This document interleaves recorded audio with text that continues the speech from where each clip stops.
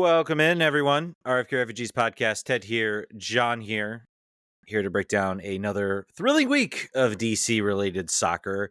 Some very good soccer and some very bad, and very different on which teams are the good and the bad, which has been almost a reverse. But before we get into that, John, how you doing, my friend? How was your weekend? I'm good. As we were just talking before the show, I was recounting all of the Disney shows I've been watching. My daughter has started this thing called Disney Song Quiz she plays, where she does name that tune for Disney songs in like 3 notes, and be like she'll hear like a oboe, and she'll be like, "That I know it." So that is also a skill I have, but that is because I have been listening to iPods on shuffle for like 15 years, and I can just tell within one note with the. So like father, like daughter, I guess. That was the highlight of my weekend. How about yours? It was exhausting. I currently doing Saturday Sundays refereeing, trying to get a more permanent space to live here in Richmond. So I won't go into all the details, but basically we're living as cheaply as we can to try to save some money and get a more permanent spot. So you don't want to get into the details. Ted, tell the people exactly where you're living right now. Give them your coordinates, your zip code, your longitude and latitude. I will do no such thing, but you're gonna get stuff sent to your house if you do that. That's me. But I, oh man, I remember that. Yes, but I've back in Richmond, refereeing, exhausting, sore, not as sore as I used to be. So again, I only refereed on one turf field, so maybe.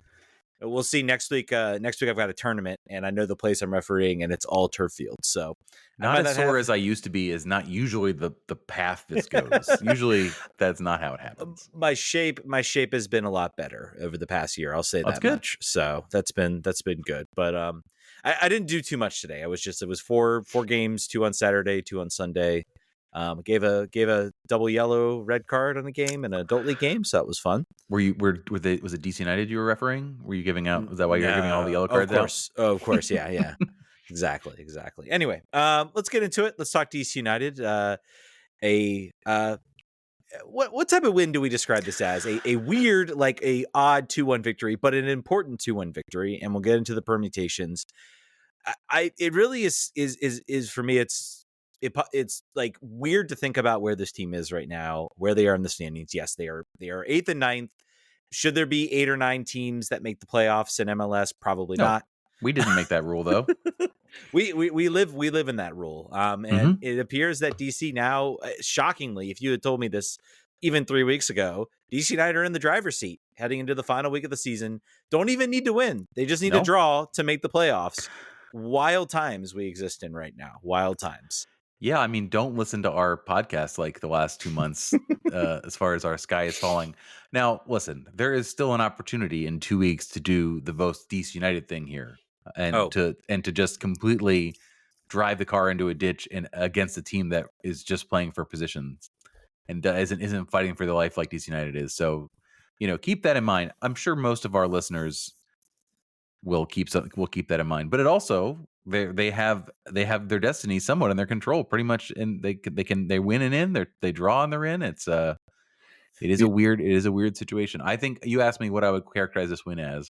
I would say this was a gutsy win in the way that they basically did similar to other games in the year. They get the 2 goals and then sort of hold on, and it's a question of what it's going to look like. And I don't know. That was not this. New England really wasn't a threat, but it was just like the kind of win that a playoff team will get, and we don't have a lot of those. Like there's this one. There's the last one is like the history book win. This one is just like you got to have these. Like these are win against a team that is got little to nothing to play for.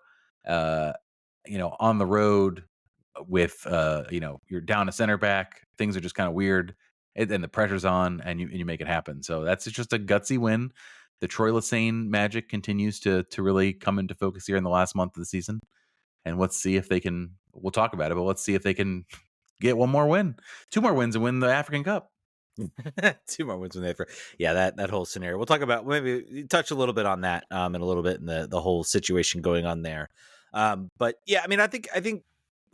Let's get into the game. We'll get into the game. We'll kind of break it down. DC United needing a win. You talk about you talk about New England being done and dusted. I found it kind of funny on the broadcast. They were talking about like the color commentators were talking about, oh, New England, they've really come alive. And I'm like, yeah, maybe like there was a time period, I think in like, I don't know, late August, early September, we're like, hey, maybe this team can make a run. 2 weeks ago, this team was literally fighting with each other at halftime of like their last game. Like they were at home. They were like arguing. They were at dudes shoving each other. Vibes are very, very bad. I am very surprised. I kind of thought, man, DC United wins. DC United wins this game, buries, basically buries Caleb Porter. I mean, what are the odds? I mean, DC has a habit of doing that. They win games and they get coaches on bad teams let go. Like that's kind of like the last straw. Is like you lose to DC United, you don't deserve to have your job. Hand in your keys. So we'll see what happens. Nothing to report yet. I feel like it maybe would have happened now, but it might, they might give Caleb Porter another year. It's certainly a tumultuous situation. So it's they want to give Richie Williams another chance. They're going to they'll bring him back in for the third time to be the interim head coach. Yeah.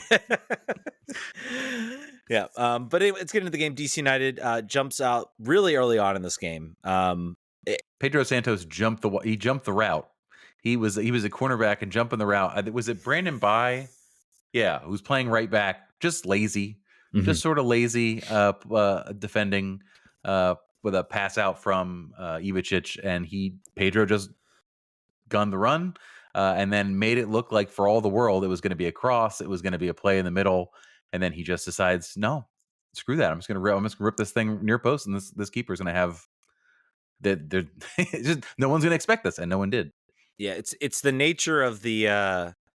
It's the nature of the really of the game as far as why New England lost this game. Their defense was just it wasn't just like they were just lazy. You talk about it. We'll get to the second goal. Like just not really aware, not really ready for this game. I feel like they came out. DC were the ones that were ready to go. They needed this win to basically push themselves into the playoff. And basically make it so that they're really so they have their own destiny in their own hands at home, and they needed to go out and win this game, and they came out and they played like it. Like I said, brilliant taking goal from Pedro Santos, just roofs it. I haven't seen if that got like a goal of the week nomination. I don't know if they must even do goal of the week anymore. I feel like I haven't seen it in a while. I haven't seen it in a while, but I know what they are doing is still they're doing. So I talked about this before. Topps does like a MLS card of the week. They do like what happened this week. They make cards. I buy every DC United one. Benteke has like 1 million of them, and for somehow the 2-goal hero, Mr. Jersey, didn't get featured. It was him on the last one. I was like, oh, that would have been good to have. That would have been nice to have. But they do have goal of the match day still, and it was he was nominated. He was nominated, so he was nominated. Go vote. That's right. I'm going to vote right now while we're podcasting. But just a well taken goal. Side volley. I mean, he's really Pedro Santos has been a character. I think that has. I think some people have criticized him in the role he plays. Some people like me are like, he's 35, 36. What do you expect? Only 2 years younger than Wayne Rooney. If you really want to get into those and get into those, and he's done, I think, more of a job. He's played more of a role than I think any team has participated. It's the second year in a row. I think moments like that have shown why he's on this team, why he's a part of this team, and why sometimes he's not really the problem. I think the team should definitely upgrade on him. I am in no way saying that he should be starting. I don't know if he'll even be on the roster next year. I would maybe be okay. Minimum contract, pay him as a coach. Maybe. I don't know. I think he could still find some use for him next year if it is really the limited role that we hope it is. Pedro, by the way, goal of the week is in second place, 12%, just a smidge behind Leo Campana's game-winning goal for Inter Miami at 68%.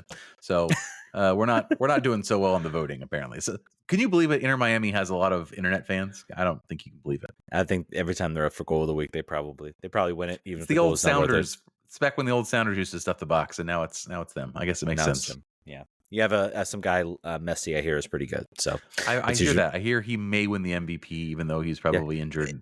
Might be DC's playoff opponent if things go well. We won't get too far ahead of that, but wow, it's still the joy I would have in just ruining MLS's life, knocking him out of the playoffs. Man, but we would have to print DVDs. We would have to make a commemorative scarf. Charlie Sane and Ali Mackay get the statue right away. Right away. Benteke Hall of Tradition. Yeah, it'd be wild. We got a long way to go before we get. We're almost there. We got a long way to go before we get to that. So let's just pause a little bit. Let's take a deep breath. All right, back to the game. Obviously, DC get on the first goal. Well taken goal. New England look, and then it was just a few minutes later, long ball over the top. Arriaga just kind of holds up his run and loses a foot race to Christian Benteke, and nearly everybody loses the foot race to Christian Benteke. Heads the ball in the back of the net. I believe his 23rd goal of the year. 25. That's what the card said that I bought this morning. Yes, 23rd goal, 23rd league goal, and then also the 25th all-purpose goal. So he had 2 goals, of course, in Leagues Cup, which is the only other tournament we played in. So I think he ties a record for most goals to Raul Diaz Arce in 1996, which is just wild. The goal is not, is certainly not a highlight reel goal. It's not a goal of the week. It's not a classic goal. It's not a goal that really makes you appreciate Christian Benteke. Wayne Rooney would be pumping his fist at the Route 1 English style football there. That's just a kick it hard and high. Right, but not necessarily not a goal that you look at and you say like, oh man, what a great goal. But I think it just shows he's going to win the Golden Boot. To me, this just solidifies him as, in my opinion, I think without question now, he's the best designated player signing this team has had. Not close. Let's again, I feel like I've asked this, is he Hall of Tradition? Do we? No. You don't think so yet? I don't think so yet. If we make a run in the playoffs, yes. Yes. So if we make a run in the playoffs, well, what about let's look ahead next year. Next year he gets, let's say he doesn't do 20, let's say he gets 15 goals, he gets 5, 6, 7 assists. So he has a pretty good year. There's other scoring around the team, but the team is let's just say competing top of the table. Maybe they're not first or third, fourth, we'll say. They're in that level. Maybe they make a run to we'll say a conference final. They make a run to a conference final next year. But they don't win MLS Cup. I think I need to look again at who is in the Hall of, what is the standard? It's more definitely long-term players. Bill Hamid would be in there. Did Emilio make it? To be fair, I think John Harkes is in that Hall of Tradition. And he only played 96, 97, 98, maybe 99, and then he was traded. So 4 seasons, not a whole lot. But again, obviously people are going to be screaming at me. Yes, I know, 3 MLS Cups. I want to check that, by the way, to see when John Harkes was there. But yes, I know, 3 MLS Cups. He obviously deserves to be in that Hall of Tradition. I'm not at all saying that they're comparable anyway. 96, 98. So he actually only 2 MLS Cups with DC. So and then he went to New England. So do you know that DC United on their webpage does not have anything about the Hall of Tradition?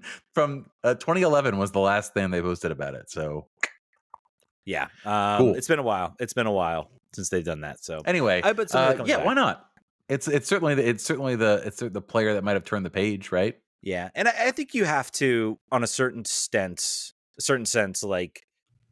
you have to kind of adjust with how the league sort of adjusted. The league was very, very different, back in the early days with who stayed here, how long players stayed here. Longevity is not a thing. If Jaime Moreno had, say, entered DC in I don't know, and had put up some of the numbers he put up in the early 90s, Raul Diaz Arce as well, those players would have probably gotten transfers to Europe. If you took the era and moved it and you kept the same production, those players would have probably moved to Europe. So it's a different era.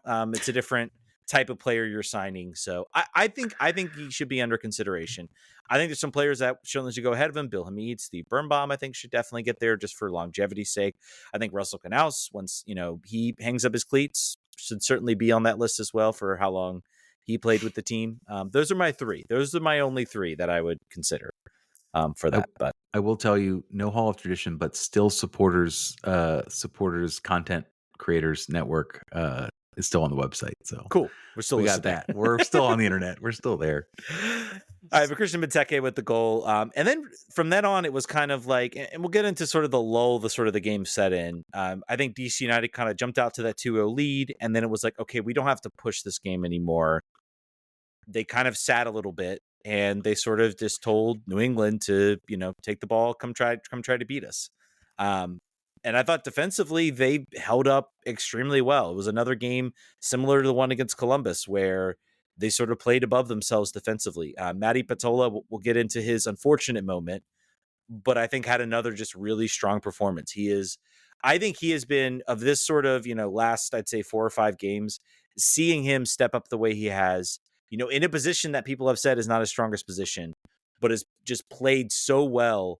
I don't know if it's like the temperatures have dropped, so now he doesn't feel like he's playing in like the summer heat. So hopefully that adjusts. Maybe this will be just the thing with him where like early season he's good, and then he fades when it gets hot, and then he comes back when it gets cooler.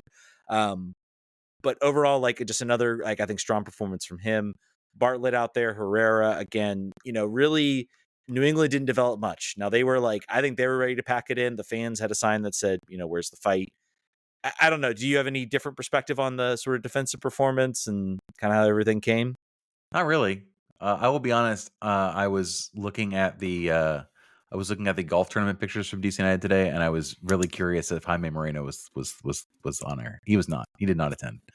I would I would also not. That's not cool for him to be on that, to be serving there again.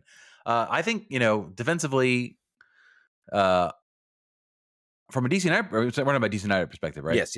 Yeah, I think I think they controlled. They did this thing where they did not allow a lot of high yield chances. I don't think No. they did that sort of. They did that sort of that situation. I think Bartlett was excellent again, and this was again without McVay, so they were still they were already having to compromise sort of their back line again. Herrera did his thing on the outside as he often does. I love how much he gets into the attack. But defensively, I thought against a team that did not have a lot of sharp tools, I thought we did fine. I thought we did really well. And the goal that we do concede was just unlucky. And he was actually playing pretty well before that, I thought. Yeah, there were moments. There were certainly moments that didn't sort of yield itself to, Gill got in the back, or you had either Gill getting really back. 0.8 was the team expected goals for New England in this game. So again, not Football has 0.59. Yeah, 0.59. So again, pretty strong defensive performance. Only 13 shots, only 2 on target for New England. I think DC still had a couple other chances, to do it. I guess that the only frustration, again, was I felt like you had a moment where you maybe wanted to go out and get that third goal, like, yes. and really just kind of put this game beyond reach, bury it. DC. It was like even 2-0. You're just like, I mean, this, this, and it nearly happened. Like it very nearly happened with how this game went. You just knew that DC wasn't going to be a team that, that was going to be able to sort of hold New England scoreless, and they didn't. Even though it comes from an own goal, they didn't surrender a goal to a New England attacker. But I really wanted this team to kind of put the stake in, bury it, be done with it. And I think that that came down to, I think maybe just kind of a little bit of a lack of energy after the goal. Let's get into. I also wonder too. Maybe it was tactics, right? Mm-hmm. Maybe like you get the early 2-goal lead on the road. Maybe there was more of because I think Benteke was isolated for much of the game, like even more so than usual. I think they were pushing the midfield back a little bit, particularly like the last 20 minutes. It was just to lock it in. I want to talk about Pirani too. And how I was right. Well, and also to your point, this team is trying to avoid yellow cards. They did a fairly decent job this time. Let me see. I was trying to remember the yellows. Yeah, two yellow Bartlett cards. and Santos. And Santos was, I think a dissent one. Yeah. So, again, not great. I'm about to check. I'm not sure if Bartlett was on. I don't think he was on yellow card accumulation. Benteke was the real worry. He was on his last yellow card. They needed to avoid that.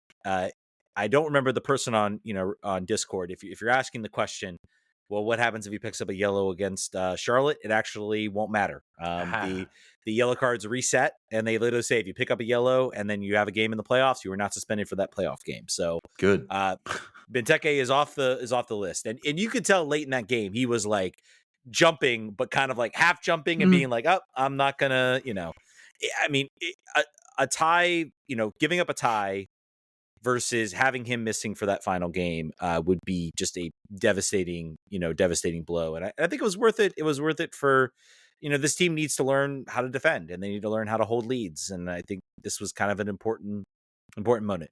Let's talk Gabriel Pirani. Starts the game. We kind of went, well, who's going to start? Is it going to be Ted Kudu-Pietro? Is it going to be Gabriel Pirani? Answer was yes. Both Ted and Gabriel Pirani were out there. Yeah. Let's preface this. Okay, let's preface this. I think these past few weeks, Gabriel Pirani has gone from a player that I think John and I have both said, we're not sure if this guy should really stick around. Maybe we get somebody else in. We're not sure we see anything there that this guy can really be good or grow. It is now turned into, there's something there. It might be a positional switch. It might be something else. But we want him back next year. I want Gabriel Pirani back next year. I think there's something there to him.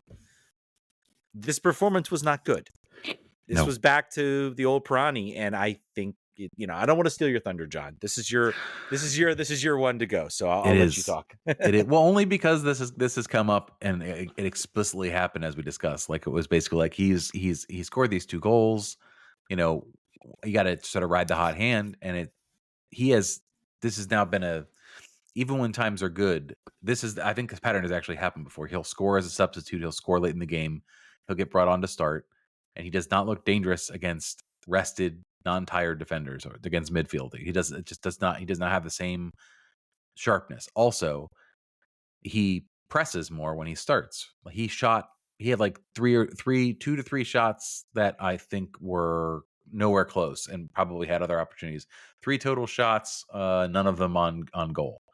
So yeah, a lot from outside the box too, which I think is his most frustrating aspect.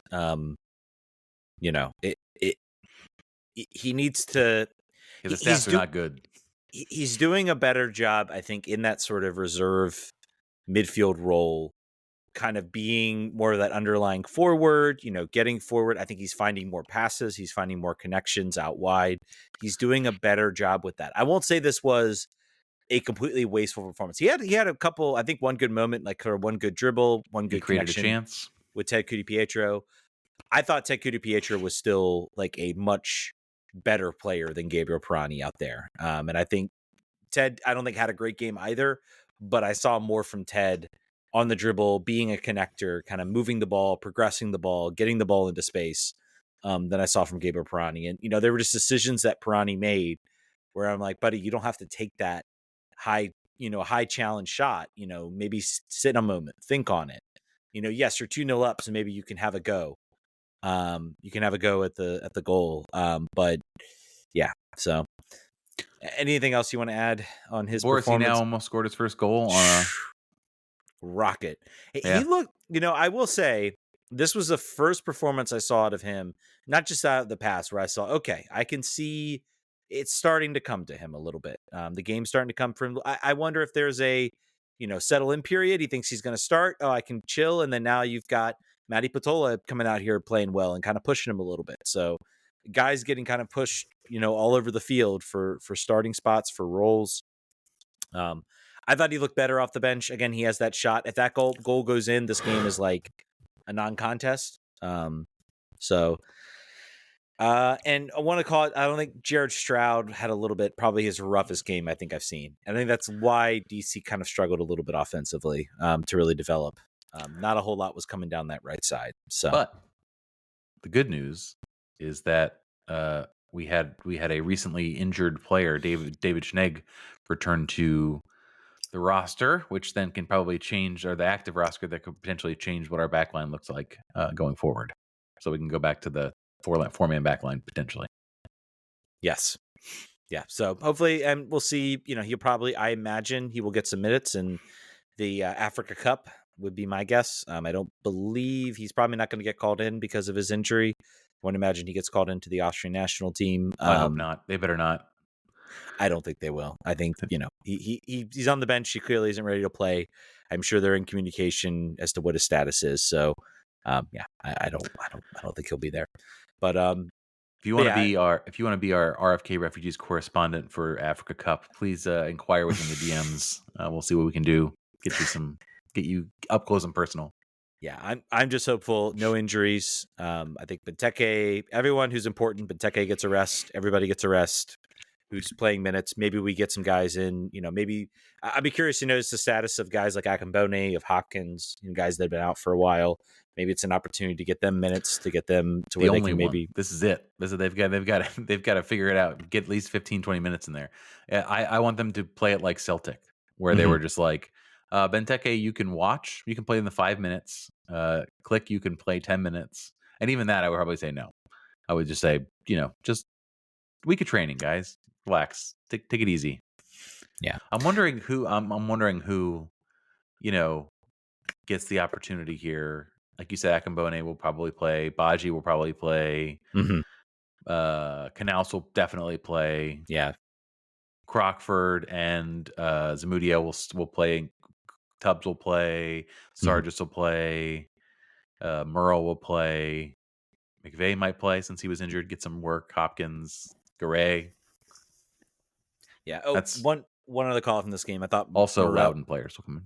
Yeah. I also one other call from this game since you brought up Jacob Morel. Jacob Morel was in the game and started on the and came in sort of on the left wing. I think he came in for Ted Kudu-Pietro, or played his role at least. And That's not his spot. that's not his spot. I think late in that game, when DC were pushing, or when New England were pushing, Merle struggled a lot, and basically New England were able to just kind of waltz right into that. He did not do a good job kind of holding down that wing spot. So again, he's young, he'll learn.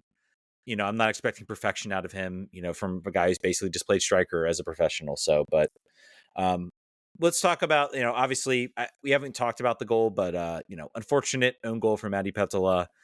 He's trying to clear the ball. He's trying to, and I think Bono was frustrated because he's like, look, man, I had that. Like, I read it all the way. I was just going to step up, collect it. And, just some communication issues. I think an unfortunate goal. I think there's some people that, will maybe jump on him for that.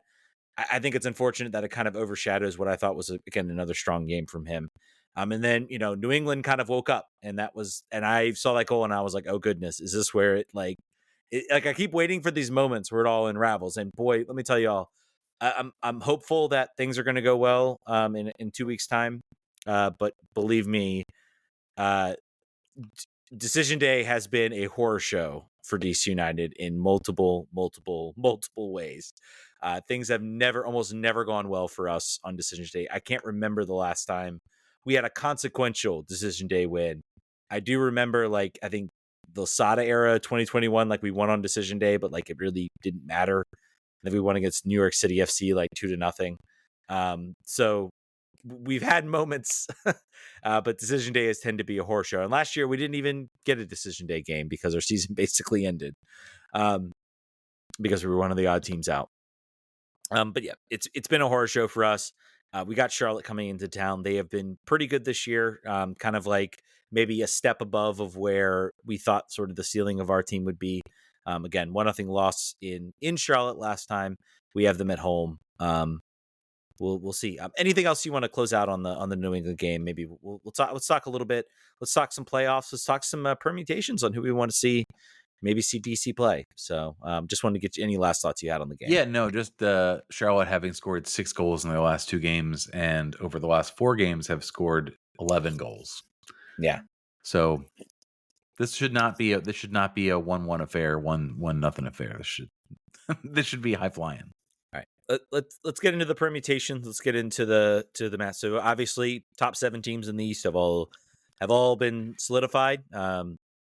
New York. By the way, hilarious post from some of the New York Red Bulls fans. I saw some posts about how they are. The team has promised that they're going to be better, and they literally are about to finish maybe one spot ahead of where maybe a couple spots if they do well, but just like solidifies how this team wants to be taken serious, wants them to take seriously, and they just keep falling short. Interesting note: if DC can get their act together, they can. New York Red Bulls don't seem too interested. But DC right now in 8th place, have in the driver's seat. Just need to go. If they pick up a win, nothing else matters. They will be the 8th seed. They will host the play-in game. We will get playoff soccer at Audi Field. And if we win that, we get at least one other home game, probably against Miami with Messi, which would be wild and would kill any hopes I had thought about going to a playoff game, because I no doubt tickets will be wildly expensive We're for going, that. baby. It's happening. If they're whoever they're playing, we're gonna figure it out. If it's a standing room ticket, we're gonna make it. It's gonna happen. Okay. We'll see what happens. It's So gonna DC United 8-9. 8-9. Montreal in ninth right now. They are also tied on 40 points. Somehow I have a worse score differential than DC at -18. Toronto have finished up their year. They are eliminated because they have no hope. So sort of akin to what happened with DC, where they were ninth last year, but eliminated because behind them is Philadelphia and Atlanta. Philadelphia currently has the edge on goal differential with a +8 goal differential, which is just wild to think about that they're here, and DC's ahead of them at -15, but that's but that's MLS. So the base story is DC wins. They lock up that 8 spot. If they lose, then you have either Montreal, a combination of two of the three, either Montreal, Philadelphia. Montreal get a point, they pass us. Philadelphia or Atlanta both win, they're done. So I mean, it very easily could go completely wrong for DC. But we'll see what happens. I'm gonna be there, and it's gonna be miserable. It's just gonna be miserable. Yeah, you think it's gonna be miserable? What's gonna be miserable? It's just gonna be so tense. Even in this last game, I was like, this is very uncomfortable to watch. Yeah. So yeah, it's gonna. I'm gonna probably have enough adult beverages to chill me out, because otherwise I'm gonna be very anxious. Yeah, but so let's talk. And then obviously, DC gets a point, they're in. That at least guarantees them ninth. If Montreal wins, they will jump ahead of them. So they're the only chance to basically move ahead of DC.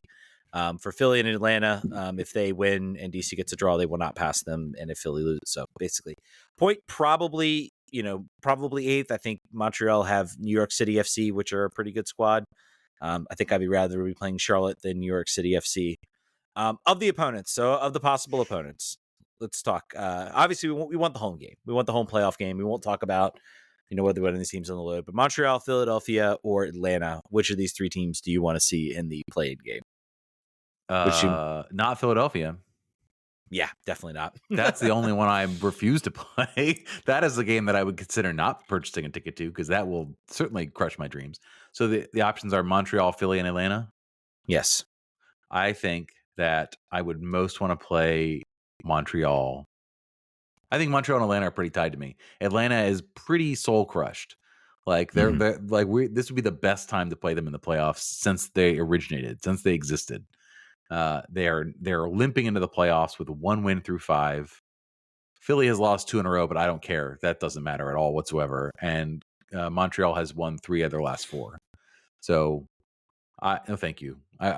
Please give me Atlanta. I guess weird to say that. Yeah, I think unfortunately I could see us playing. I could see us getting Philly. I think hate that.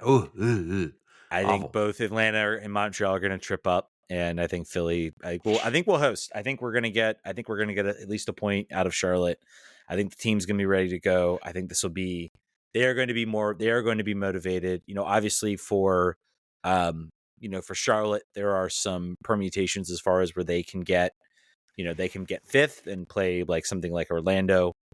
But, I once you get 5, 6, 7th, I don't know how much it really matters. Honestly, getting 4 and 5 means you're going to run into Miami. But then again, for me, it's like, you're probably either going to run into Miami or you're going to run into Columbus. And to me, it's like 6 and 1/2 dozen of the other. Like both are going to kill you in different ways. Like I would think if I'm them, I'm starting my starters. I'm gonna give it a good 60 minutes, and then after that, I'm gonna make sure that we get out of there fully intact with all of the players we can't afford to miss, and whatever happens at that point, like we're ready for the playoffs. So as long as you don't lose a stinker 4-0 going to the playoffs, I think from between 4th, 5th, and 6th, not super consequential. I don't think. I think they should just be worried about becoming whole and not like getting thumped to sort of mess with the confidence. Other than that, I wouldn't go crazy if I was them. Maybe that's wishful thinking. I don't know. The way you have to look at this is you have 2 weeks now, basically now. So you got players that are going to go on international break. That's going to be challenging, I think, for some. Maddie's one of those. Maddie's one of those. Aaron Herrera, I'm assuming, is one of those. So please stay healthy. would be the call. But other teams are going to have players go away for international break. It's the nature of the game. But if you still have plenty of starters that aren't going to be on international break, so they're going to have 2 weeks off of no games. You do not want to. The biggest criticism that the playoffs used to have for some teams, for teams that particularly finished first, it was that they had like 3 weeks before they actually played any games. That's part of the reason why MLS went to this sort of 3-match system, was to basically prevent the first round from teams kind of just like having sort of a one-off game and falling off, and they get sort of a chance to play a bad game and still not have their entire playoff season, dashed. They can sort of recover from it. So, and also to guarantee, at least one home playoff game. There is certainly a reason, a monetary reason. But I think another sort of sporting reason was you had all these teams that were, winning, that were top of the table, and then they had 3 weeks off, and then they looked extremely rusty against teams that had played a couple matches beforehand and were beating those teams. So I think this was a way to kind of, level the playing field a little bit. I think it worked, as you got, literally the top teams, in the past playoffs. So, So again, you're going to want to play your starters in this last game. You're going to want to keep that symmetry up, keep guys fit, keep guys fresh. If you slack off and rest players, even if you have nothing to play for, you're still going to run into, you're going to potentially run into problems unless you've got injuries to deal with. Guys are going to play their starters. So I expect Charlotte to roll out their starters. I expect Montreal, Philly, Atlanta, obviously, to roll out their starters. Every team to roll out their starters, even if there is absolutely nothing for them to play for. I still expect it. So we'll see. It's going to be fun. Prediction time. What do you got? I'm gonna go 3-2 DC United, and in the most tense game possible, where I am busting out antacids and Tums in the parking lot afterwards. That's my guess. Yeah, you stole it right out of my mouth, man. Sorry. 3-2 is what 3-2 is what I got. It's wild, this team, and this is something I think this team needs to look at next year. Their home record 4-7-5 right now, bad. Like 4 wins, 7 losses, 5 draws. Their away record is 6-6-5. So they have a better away record than they have a home record, which is like wild to think about. They're like one of the top teams when it comes on the road. Charlotte, by the way, is pretty poor on the road. They are 4-8-4. So they actually have a worse record on the road than DC does. So food for thought as we head into that game. But it's gonna be fun. I am looking forward to this. This is, it's nice to have it. We did not think we would be here. Like 2 weeks ago, after the 5-0 loss to Philly, we all said that was it. Like this is it. Wild how things have changed like so quickly. Definitely good that podcasts are rather ephemeral and people don't really keep a good track of what you said prior. That's the good thing about it. I mean, I was like, I knew they were mathematically. I was just like, I just saw that Philly game. I was like, if they don't come out here and like beat Philly, it was just like going to be done. And I was like, but I had in the back of my head, and I was like, watch this team. Like, I didn't think it would be this. I didn't think it would be this controlling your own destiny. I thought we might, after that Philly loss, I said the best case scenario would be we somehow like limp a couple of points. Everybody else kind of like craps the bed, which happened. Like the results this weekend like could not have gone better for DC. It was like every team that they needed to lose lost or didn't pick up a point. Like everything just went DC's way. And that's why we're sitting in this position. I kind of part of me back ahead was like, I bet this team will sit still alive on decision day, but we'll need like a whole bunch of things to happen. No math really required this time. One last thing. Yeah. All right, I'm gonna go doomsday here. Doomsday scenario: we lose. Yeah. And we miss the playoffs. Yeah. How are we feeling about this year? Good. I will tell you, like being in the situation we're in, it would be, for me, I would not be like, oh, Troy gone, everybody gone, blow it up. I'd be like, all right, I think we got something to build on this year. At this point, man, it would be really disappointing. You're at home. Charlotte are ahead of you. It'll be sad. Yeah, it would be massively disappointing. And to be in this situation right now, I think was like, this is what I wanted. I looked at this team and I said, I'd love to break into that top 7. I think maybe if people stay healthy, the talent's there, and the people weren't healthy. And I was like, if not that, like, I'd like to see us get into the playoffs. If we can get one hosted playoff game at Audi Field, would be incredible. I feel like it's going to be an incredible miss if they don't get that 8th seed. You have it in your hands. You control your destiny. You literally could probably get a draw and probably make it. Like, literally, a draw probably puts you in this. It gets you a home game. That's all you need. But go out and get the win. Win assures it. So, I mean, for me, it would be disappointing if this team can't put it together. It would be. I feel like you have to enter in. I think you have to have the perspective of 5 weeks ago in 2 weeks That's from fair. now. I think we're certainly on a better trajectory than we were a month and a half ago. I think the hope is there. You can visualize the path forward, and you and I know as well, or more than anybody, sort of the hurdles and handicaps that this team had along the way. And then once everybody got healthy to a certain degree, they were able to be consistent, and they were able to do that. And there haven't been that long run of health in this team. So, I'll feel good no matter what. I know that I'll feel a lot better leaving the stadium if they do win. And I'll also be sad and, whatever, if they lose. But I think as we have the podcast that next Monday, I think we'll be I think we're going to be, I will be circumspect regardless of the outcome. I'll be right down the middle. Yeah. But win and we won't have a problem. Win and we're in. Before we move to Spirit or anything else, I want to flag something for our favorite people in the world, our Patreons. This is just something that I am reading, so I want to make sure you notice this.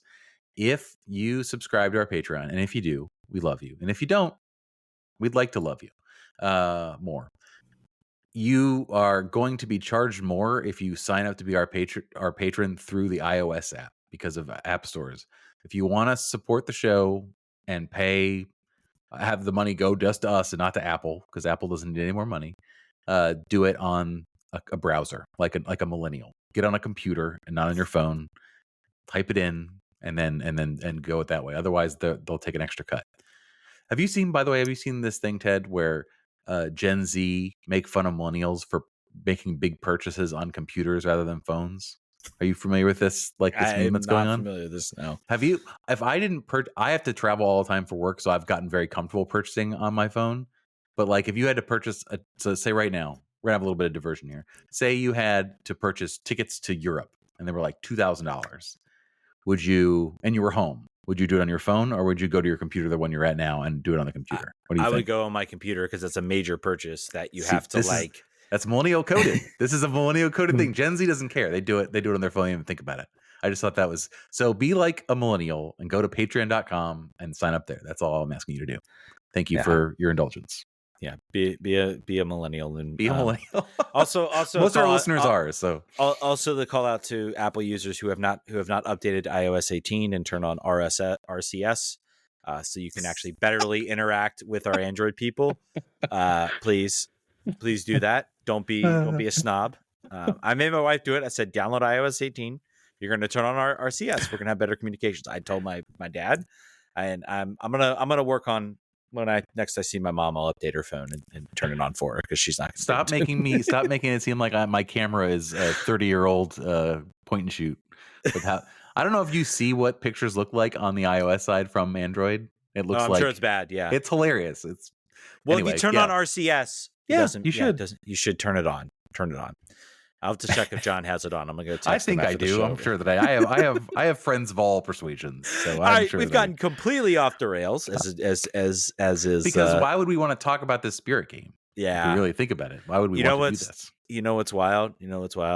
If the Andi Sullivan news, which we'll get into in a minute, the Andi Sullivan news comes out, I am more positive DC has a chance to win MLS Cup than I do the Spirit to win NWSL Championship, which is wild to think about. Mm-hmm. The Spirit played Orlando with maybe the hope of getting a draw and sort of postponing the champagne for their supporter shields. They were unsuccessful, and the injury report came out. Lacey Santos out. Trini Rodman out, which was possibly expected. Hal Hirschfeld out. So those were kind of the Santos and Hirschfeld were the two sort of maybe surprises on the roster of players that were out. There you go, good boy. So were the two surprises on the roster. John really doesn't want to talk about this fair game. I really don't. Andi Sullivan's my favorite player. I don't even want to talk about this game. Andi Sullivan, close friend of the show with the amount of time she's been on as an interview. So yeah, man, she goes up with an injury. The devastation. We have seen this team play without Andi Sullivan. We have seen this team try to manage it. Maybe there's been some improvement. Maybe they've thought about it. Maybe we'll be fine. I don't know, man. If this is as bad as it looks, this might be sort of the death nail for this team. I think they'll make the playoffs. Maybe they make a run, but trying to compete with some of the bigger teams, I just don't. It's going to be tough. Hal Hirschfeld has to become Superwoman. Mm-hmm. And maybe clone herself. The problem is this team does not have depth in this position at all. They don't. They've got it everywhere else in the field in some ways, but nothing here. And there's nothing coming. So it's a big concern.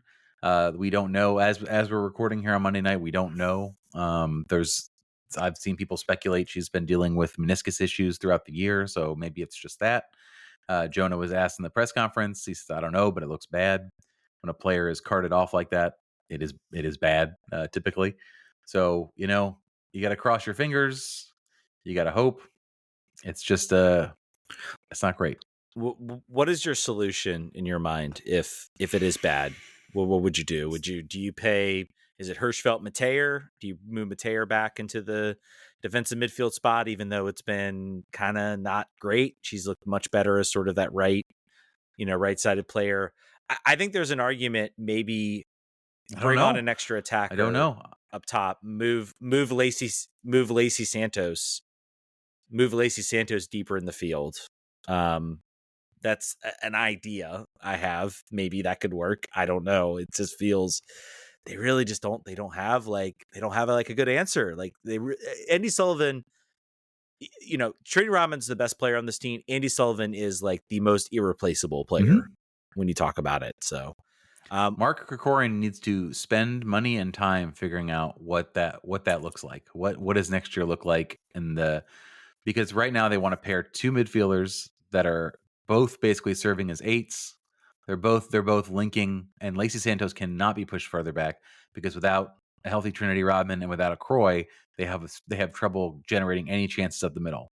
So they have to have Lacey needs to be closer to goal. I don't know, man. It's going to be tough. Whatever they're going to have to figure out. It is. To your point, the optimism is halved if this is a long-term injury. No matter else who comes back in, it's just really unfortunate to go this entire way in this position, and then now find yourself here in a game. I was half thinking we were going to roll out a skeleton crew anyway because the Supporters Shield was going to be decided either this week or soon. It wasn't going to make it. We were not going to overtake them. We had some major injuries short and we're on the road, and it's tough. And then you saw the injury report with Santos out, and I'm trying to think, were there any others? You said there were some surprises. I'm trying to remember. How Hirschfeld was out. So right. Again, hopefully that's just precautionary. I'll be curious to see what the lineup looks like next weekend. They are Sunday 5 p.m. against Racing Louisville, and then they have game against the Red Stars. Hopefully you can pick up two wins there. You can sort of solidify second place at least. It's going to be tough though. I'm curious to see what how the coaching staff figures this out, because it's going to be and we didn't actually talk about the goals or the game really in general. And the game, the stat that matters most to me was Orlando 6 fouls, Washington 22 fouls.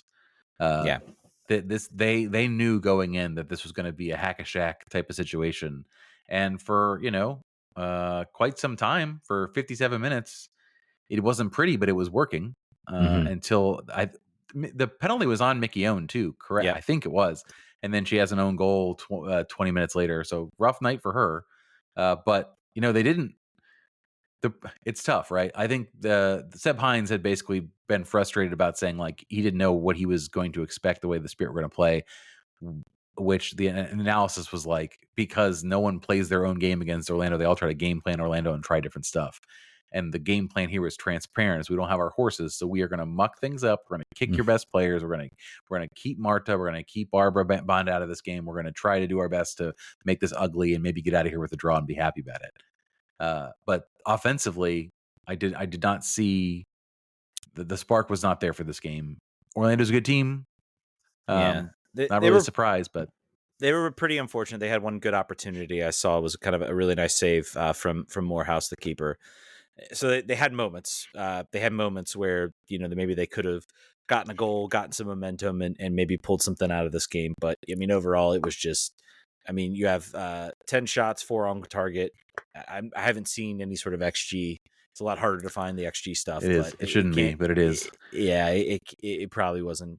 There's not much really can say about this game. Orlando were the better side. They absolutely dominated the chances. They dominated the possession. Spirit let them have that possession. It was not a fun game to watch, I'm sure, for fans. PK and an own goal kind of tells the story that it really was not. It was not an enjoyable event, and sort of unfortunate goals for the Spirit to give up. So Morehouse last week set the record for clean sheets in a year, and then gets another one. So this is a team that no one wants to play. Going to the odds-on favorite, right? I feel like if you were to look right now at NWSL futures odds, Orlando would be negative 400 to win the championship, maybe even higher. Yeah, and I would say now that the Spirit have what's happened with them, I would say that it has helped Orlando's chances. I think the Spirit were maybe the one team that could push them 100% healthy. The amount of talent, dynamism, they were sort of maybe the team that no one would want to play against. Yeah, we're assuming Trinity Rodman is just like it's all precautionary. Maybe she's back next week, or maybe sort of the last couple games, maybe she's healthy. That's going to be the story to watch. And again, of course, Andi Sullivan as well. I'm hopeful that they were just like, she's like, yeah, it doesn't feel good. And I was like, okay, we're not even going to chance this at this point. We're just going to, you're done. We're going to cart you off. We're going to basically not do anything. We're going to put you on bubble wrap, and maybe things will be better. The Trinity moment we all thought was really bad, and then it turned out to be back spasms. So hopefully a similar moment here. So remains to be seen. We'll see what the injury report looks like. I think with that's going to do it. I don't think there's anything else we really need to talk about. I just was curious. Oh no, I'm sorry. Orlando Pride is still a plus 230 to win the championship. The Spirit are plus 320 now. I bought them at plus 750 in June, which I felt very confident about then. Now I kind of want to cash it out. Are you getting a good cash out on it? No, $7 on a $5 bet. $2 extra makes some money. Maybe so, because I'm really. I guess I'll wait for Andy news. Yeah, if it's confirmed ACL, I may take a $2 profit and move on. I was also hoping to attend the game in person, but now I have work travel on that weekend, so I can't go, unfortunately. Yeah, the betting odds might be like, oh, Andy's out. We'll see how much they. This is the good thing. This is the good thing about NWSL being a backwater and MLS from betting too. That's true. They don't update things very quickly. Yeah.